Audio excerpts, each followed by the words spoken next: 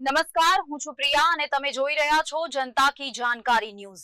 નજર કરીએ આજના સમાચાર। તપતા ઉનાળામાં પક્ષીઓ માટે પાણીકુંડા અને ચકલીઘરનું વિતરણ।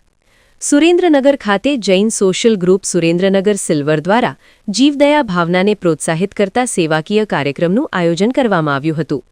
આ પ્રસંગે તપતા ઉનાળાની અસહ્ય ગરમીને ધ્યાનમાં રાખીને પક્ષીઓ માટે પીવાના પાણીના કુંડા, પક્ષીઘર એટલે કે ચકલીઘર, ચણ તથા જારનું નિઃશુલ્ક વિતરણ મહાલક્ષ્મી કોમ્પ્લેક્સ પાસે જવાહર રોડ, સુરેન્દ્રનગર ખાતે કરવામાં આવ્યું હતું।